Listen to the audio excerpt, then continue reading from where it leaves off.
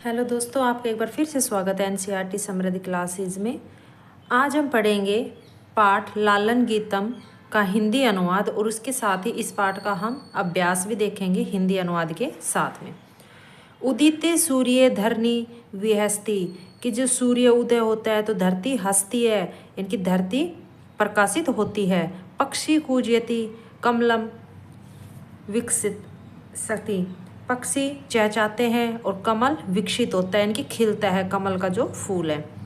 नदती मंदिरे ऊंच रडक्का, कि मंदिर में ऊंची आवाज़ में नगाड़ा बजता है।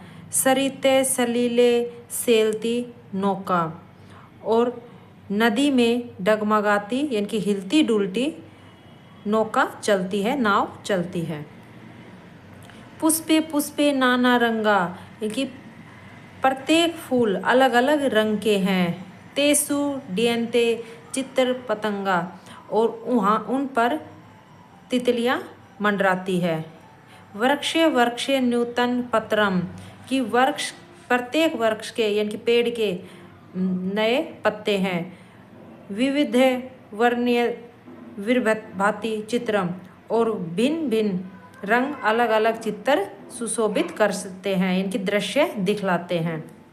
धेनु प्रातर्यचस्ति दुग्धम सुदम स्वच्छम मधुरम सनिगदम, इनकी गाय है वो सुबह दूध देती है शुद्ध स्वच्छ और स्वादिष्ट। गहने विपिने व्याघ्रो गरजती, घने जंगल में बाघ गरजता है। उच्च शस्त्र च सिंह नरदती, और ऊंची आवाज में जोर से सिंह एक शेर दहाड़ता है। हरिण्यम खादती नव घासम, हिरण्य घास खाती है। सर्वतः च पश्यति सविलासम, और फिर चारों तरफ विश्लासम से देखती है। उस्त्रडे तुर्डे मंदम गच्छति, कि ऊंचा ऊंट मंद गति से चलता है। पृष्ठे प्रचुरम भारम निवारती, और अपनी पीठ पर वजन ढोता है प्रचुर मात्रा में, इनकी ज़्यादा वजन ढोता है। घोटक राज श्रीप्रम धावती, कि जो घोड़ा है वो तेज दौड़ता है। धावने समय की मपी न खादती, और दौड़ते समय कुछ नहीं खाता है। प्रश्चय भालू कमीम मिमम करालम, इस भयानक भालू को देखो। नृत्यति थ थ थ, कि जो थर थर करके नाच रहा है। कुरु कर तालम, की तालियां बजाओ। ये हमारा जो पाठ का अभ्यास का अनुवाद पाठ का जो हिंदी अनुवाद है वो हमारा इसका ये हो गया है। अब हम इसका अभ्यास देखते हैं। ये इसके शब्दार्थ दिए हुए हैं, आप इन्हें देख सकते हैं। अगर आपको ठीक से दिखाई नहीं दे रहा हो तो आप जूम करके देख सकते हो, उसमें आपको क्लियरिटी से दिखाई दे जाएगा। पहला प्रश्न है अभ्यास का, गीतम सहस्वरम गायत, यानी कि जो ये गीतम का जो पाठ दिया हुआ है इसको हमें सहस्वर के साथ गाना है। दूसरा है एक पदेन उत्तर, यानी कि हमें एक पद में उत्तर देना है। क्या का विहस्ती, कि क्या प्रकाशित होती है, कि कौन हंसती है, तो धरती। धरती विहस्ती, तो इसमें क्या आएगा धरनी, तो धरती को हम क्या बोलेंगे संस्कृत में धरनी। ख है किम विकसती, कि क्या खिलता है, तो कमल खिलता है, तो कमलम, ठीक है, कमलम विकसती। वाग्रह कुत्र गरजती, कि बाघ है, बाघ कहाँ गरजता है, जंगल में, तो इसमें आंसर में क्या आएगा विपिने। ग हरिण की खादती, हिरण क्या खाती है, नई घास, तो हम क्या लिखेंगे इसका आंसर नव घासम। डै मंदम कै गच्छती, कि धीरे कौन चलता है, तो ऊंट चलता है, तो इसका आंसर आएगा उष्ट्र, ठीक है। अगला प्रश्न आता है तीसरा, इसमें रेखा खंडित जो पद दिए हो उसको हमको प्रश्नवाचक में बनाना है। तो सलीले नौका सेलती, तो डगमगाती हुई नौका नदी में चलती है, तो नदी में क्या चलती है, कि तो नौका चलती है, तो हम इसको प्रश्नवाचक में बनाएंगे, तो हम लिखेंगे सलीले का सेलती, नौका की जगह हम लिखेंगे का। ख पुष्पेशु चित्र पतंगा डियंती, कि फूलों पर तितलियां मंडराती है, तो फूलों पर कौन मंडलाता है, तो आंसर में हम लिखेंगे केसु। केसु चित्र पतंगा डियंती, यानी कि हम पुष्पेशु की जगह केसु लिख देंगे और ये लाइन पूरी लिखकर पीछे प्रश्नवाचक चिन्ह लगा देंगे। ठीक है, इससे ये प्रश्नवाचक बन जाएगा वाक्य। गै उष्टे पृष्ठे भारम वहती, कि ऊँट अपनी पीठ पर बाहर लेकर चलता है, यानी कि वजन ढोता है। तो इसमें क्या लिख जाएगा, उष्ट की जगह कै पृष्ठे भार वहती। कि गै धावने समय अश्व किमपि न खादती, कि दौड़ते समय घोड़ा कुछ भी नहीं खाता। तो इसमें आंसर में हम क्या लिखेंगे कि धावने की जगह आप लिख सकते हो कदा भी लिख सकते हो, या कदा की जगह कस्मीने समय, यानी कि कब घोड़ा कुछ भी नहीं खाता या फिर किस समय घोड़ा कुछ भी नहीं खाता। तो आप लिख सकते हो कदा अश्व किमपि न खादती, या फिर लिख सकते हो कस्मीने समय अश्व किमपि न खादती। दोनों इसका आंसर सही होगा। ड है सूर्य उदिते धरनी विहस्ती।